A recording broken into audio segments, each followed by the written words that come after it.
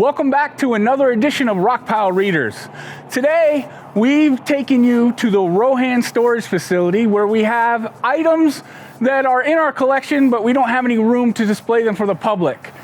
Today, I want to introduce you to Eugene the Buffalo. You'll find out why in a minute. But Eugene, he's currently in storage. But coming soon, he's going to be put out to pasture right in front of the Rockpile Museum. So when you drive down 2nd Street, you'll be able to see Eugene out in the pasture in our front lawn. Eugene is a buffalo made of recycled parts from tools and machines, and you'll be able to, when he's on public display, come and take a closer look and be able to identify which parts make up Eugene the Buffalo, or the American bison as they're properly known. Today's Rockpile Reader book is The Buffalo Are Back. The Buffalo Are Back.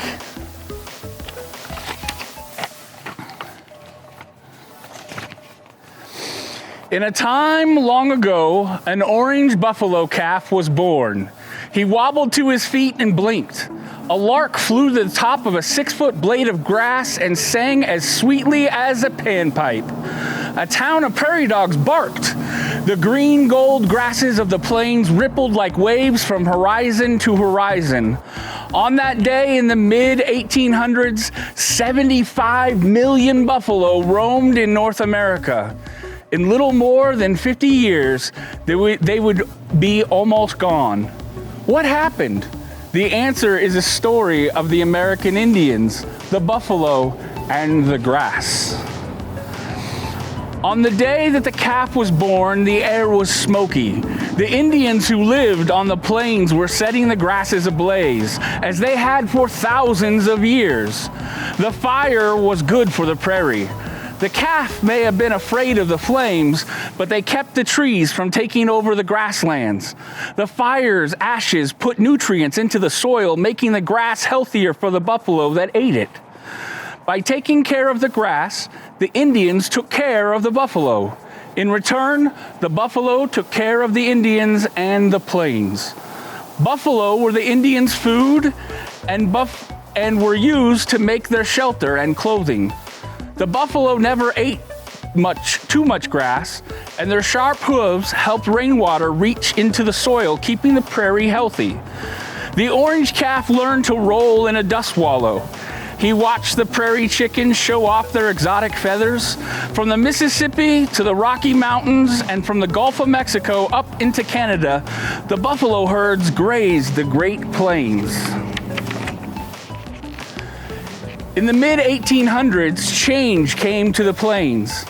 First, it was the white fur hunters. They stacked the beautiful buffalo hides in pointed canoes and sold them east for profit. Then the American explorers came, who shot many animals for fun. Buffalo make good targets for the hunters because they are big and often stand still. But it was settlers from the east and the American government that killed almost all of the buffalo herds. After the Civil War, the government brought huge tracts of land from the Indians. They forced many Indians to go to reservation and sold the land to settlers. Families from Europe and the East Coast went west to settle the rich black prairie land. But there was trouble on the plains. The government broke its treaties with the Indians, so the Indians fought back and won several battles against the United States Army. Then the government saw another way to defeat the Indians. Soldiers and settlers were encouraged to shoot every buffalo they saw or drive whole herds over cliffs. Without the buffalo for food, shelter, and clothing, the Indians could not survive on the plains. Most of the last wild buffalo went down in dust and gunfire. Said the great Sioux chief Sitting Bull, who defeated General George A. Custer at the Battle of Little Bighorn. A cold wind blew across the prairie when the last buffalo fell, a death wind for my people. And the settlers soon discovered a death wind for the prairie. With the death of the buffalo, the Indian wars were over. the settlers faced a new fight, the Battle of the Grasses. Over the eons, the prairie grasses had adapted to the Great Plains' frequent droughts by growing tough roots to hold in moisture. These roots were wide and deep and held the rich soil in place.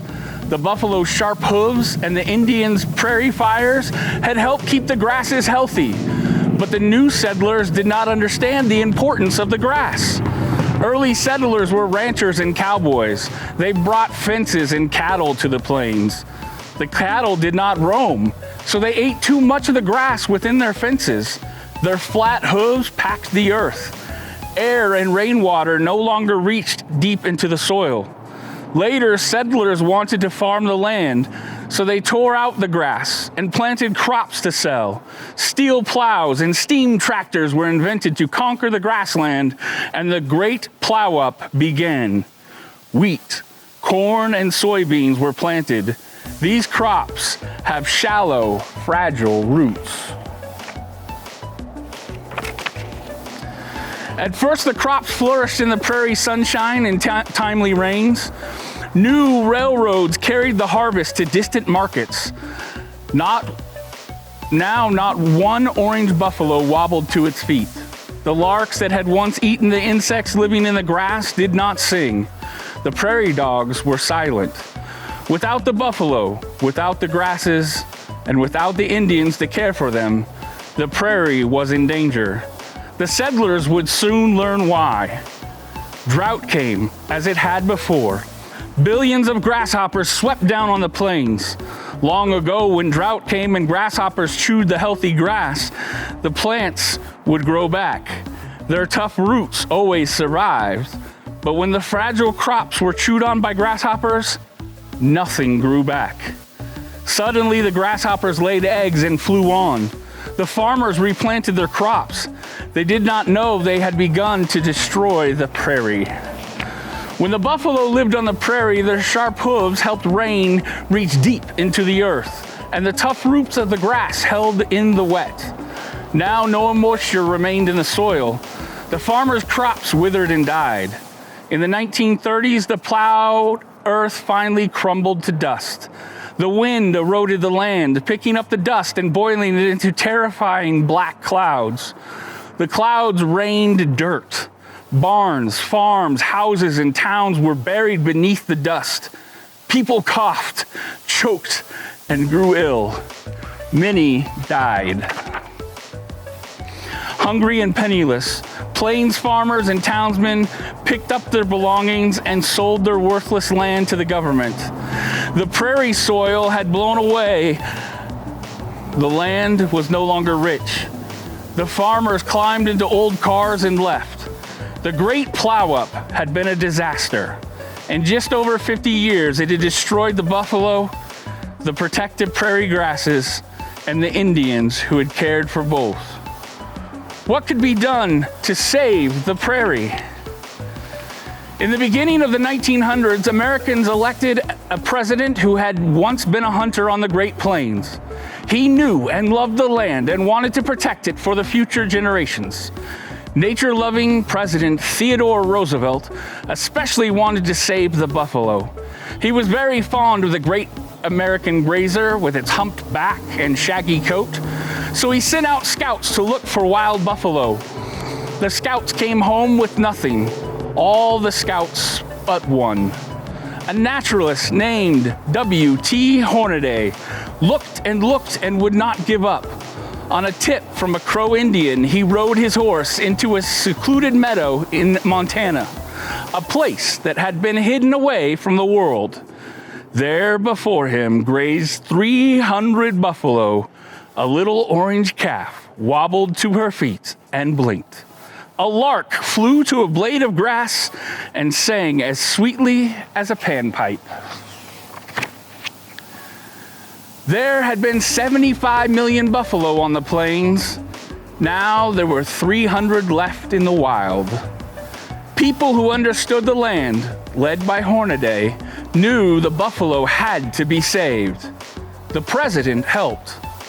Roosevelt established the National Bison Range in Montana and made it illegal to shoot buffalo. Over the years, more land was set aside in western states for the great grazing herds, which were beginning to grow. Thanks to Roosevelt, the orange calf in Montana romped with other calves and rolled in the dust. Her herd grew in numbers. Many were sent to national parks and wildlife refuges that had been established to start new herds. As the dust storms attacked farms and cities, the government worked to save the prairie. Farmers were taught to plant and grow crops in curves instead of straight lines. The contour plowing helped to prevent dirt from blowing away. Government workers planted trees with deep roots to hold moisture in the soil and break the wind. When the rains returned, farmers planted grass between their curving rows of corn to hold the soil in place. Crops flourished again. One day, a young girl walked into her house in Kansas waving a 6-foot blade of grass. "Where did you find that?" her father asked. "That's buffalo grass. It's been extinct for years." "Or so we thought." "In my schoolyard," she said. "That is land that was never plowed," her father told her. Like many older people living on the prairie, he longed to see the beautiful grasses again. "Let's try to find more of these tall native grasses," he said. "Perhaps tall grass could come back to the plains." People like the girl's father rounded up kids, parents, botanists, farmers, and merchants. They searched the places the plows had never reached: graveyards, old railroad beds, and crumbling fence rows. There they found small stands of the native grasses: blue stem, gamma, bunch, and buffalo grass. They raised them and sowed the seeds on abandoned farms and public lands. The grasses flourished, tall and graceful. Groups that worked to protect nature purchased 30,000 acres where native grasses had been grown. This nature preserve in Oklahoma is called the Tall Grass Prairie Preserve. Into the tall grass, they released 300 buffalo. One morning, not too long ago, a young man just out of graduate school galloped his horse across the prairie preserve, counting buffalo for the buffalo census. Suddenly, he reined in his horse. An orange calf wobbled to his feet and blinked. "Welcome, little calf," the Wichita Indian youth called. "You are America's 200,081st buffalo." A lark flew to the top of the 6-foot blade of grass and sang as sweetly as a panpipe, "The buffalo are back." And remember to click on the link below to get additional activities related to this book, The Buffalo Are Back. And we'll see you next week for another edition of Rockpile Readers.